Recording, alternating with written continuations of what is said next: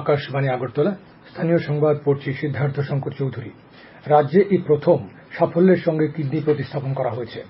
ত্রিপুরা সরকারি medical college ও GBP হাসপাতালে গতকাল এক যুবকের দেহে কিডনি প্রতিস্থাপন করা হয়। বর্তমানে কিডনি দাতা এবং গ্রহীতা দুজনেই সুস্থ আছেন। গতকাল এক সাংবাদিক সম্মেলনে জিবি হাসপাতালের মেডিকেল সুপার শঙ্কর চক্রবর্তী একথা জানান। সুপার জানান, কিডনি প্রতিস্থাপনের সব ব্যয় বহন করছে রাজ্য সরকার। তিনি আরও জানান, রাজ্যে কিডনি প্রতিস্থাপনের লক্ষ্যে কিছুদিন আগেই মণিপুরের সৃজা হাসপাতালের সঙ্গে রাজ্য সরকারের 5 বছরের জন্য সমঝোতাপত্র স্বাক্ষরিত হয়। এদিকে গতকাল মুখ্যমন্ত্রী প্রফেসর ডাক্তার মানিক সাহা বলেন, বর্তমান সরকারের আন্তরিক প্রচেষ্টার ফলেই কিডনি প্রতিস্থাপনের মতো গুরুত্বপূর্ণ অস্ত্রোপচার রাজ্যে শুরু হয়েছে। শুধু তাই নয়, রাজ্যে স্বাস্থ্য পরিষেবার উন্নয়নের ফলে এখন বহু জটিল রোগের সফল অস্ত্রোপচার সম্ভব হচ্ছে বলেও তিনি উল্লেখ করেন। প্রধানমন্ত্রী নরেন্দ্র মোদী 3 দিনের রাশিয়া ও অস্ট্রিয়া সফরে গতকাল সন্ধ্যায় মস্কো পৌঁছেছেন। মস্কো বিমানবন্দরে তাঁকে স্বাগত জানান রাশিয়ার প্রথম উপপ্রধানমন্ত্রী ডেনিস মান্টুরভ।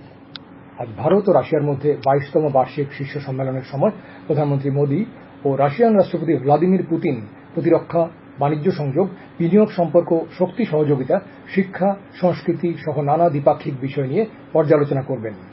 এছাড়া প্রধানমন্ত্রী আজ রাশিয়ায় ভারতীয় সম্প্রদায়ের সঙ্গেও মত বিনিময় করবেন।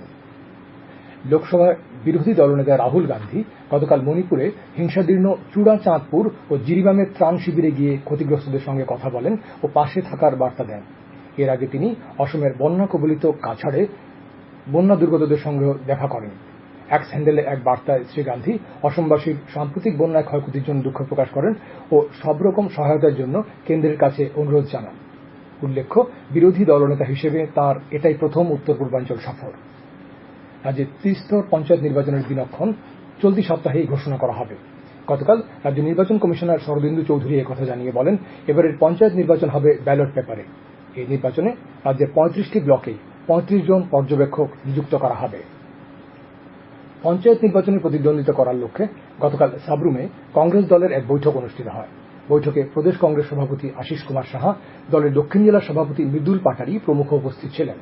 সভায় সাবরুম মহকুমার সাঁতচাঁদ ও পোয়াংবাড়ি ব্লকের প্রতিটি গ্রাম পঞ্চায়েত, পঞ্চায়েত সমিতি ও জেলা পরিষদের আসনে কংগ্রেস দল এককভাবে প্রতিদ্বন্দ্বিতা করার সিদ্ধান্ত নিয়েছে বলে প্রদেশ কংগ্রেস সভাপতি আশিস কুমার সাহা জানিয়েছেন। মুখ্যমন্ত্রী অধ্যাপক ডাক্তার মানিক সাহা গতকাল আগরতলার সেন্ট্রাল রোডস্থিত শিববাড়ি প্রাঙ্গণে অমৃত 2.0 প্রকল্পে 3টি জলাশয়ের সংস্কার ও সৌন্দর্যায়ন কর্মসূচির ভিত্তিপ্রস্তর স্থাপন করেন।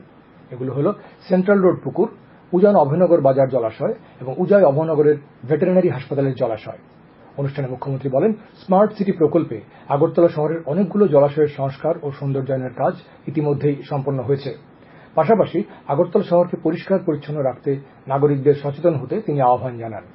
অনুষ্ঠানে অন্যান্যদের মধ্যে উপস্থিত ছিলেন আগরতলা পুর নিগমের deputy mayor Monika Das Dutta, mayor পরিষদ হীরালাল দেবনাথ, কর্পোরেটর রত্না দত্ত, পুর কমিশনার ডাক্তার শৈলেশ কুমার যাদব প্রমুখ।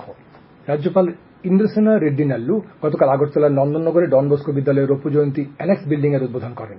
অনুষ্ঠানে বক্তব্য রাখতে গিয়ে তিনি বলেন, সমাজ গঠনে শিক্ষার গুরুত্বপূর্ণ ভূমিকা রয়েছে। সৌহার্দ্যপূর্ণ ও শান্তিপূর্ণ পরিবেশ বজায় রাখার ক্ষেত্রে শিক্ষার বিরাট অবদান রয়েছে। এছাড়াও রাজ্যপাল বিদ্যালয়ের ছাত্রছাত্রী ও শিক্ষক শিক্ষিকাদের সঙ্গে গতকাল মত বিনিময় করেন। 2 দিনের সফরে কেন্দ্রীয় পর্যটন, পেট্রোলিয়াম ও প্রাকৃতিক গ্যাস মন্ত্রকের প্রতিমন্ত্রী সুরেশ গোপী আজ রাজ্যে আসছেন।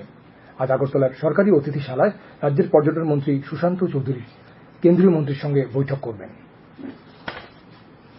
ঘরোয়া 3য় ডিভিশন লীগ ফুটবল প্রতিযোগিতায় গতকাল 2টি খেলা অনুষ্ঠিত হয়। উমাকান্ত মিনি স্টেডিয়ামে অনুষ্ঠিত খেলায় স্বামী বিবেকানন্দ ক্লাব 11-0 গোলে সবুজ সংঘকে হারিয়ে দেয়। একই মাঠে অপর খেলায় জম্পুই জেলা প্লে সেন্টার 8-0 গোলে কেশব সংঘকে পরাজিত করে। আবহাওয়ার পূর্বাভাসে বলা হয়েছে, আজ আকাশ সাধারণত মেঘলা থাকবে। রাজ্যের কয়েকটি জায়গায় 2-1 পশলা বৃষ্টিপাত ও বজ্রসহ বৃষ্টিপাতের সম্ভাবনা রয়েছে। আজ দিনের সর্বোচ্চ তাপমাত্রা থাকবে 33 ডিগ্রি সেলসিয়াসের কাছাকাছি। আগরতলায় আজ সকালে সর্বনিম্ন তাপমাত্রা ছিল 27.2 ডিগ্রি সেলসিয়াস। গত 24 ঘন্টায় বৃষ্টিপাত সামান্য। স্থানীয় সংবাদ এখনকার মতো শেষ হলো।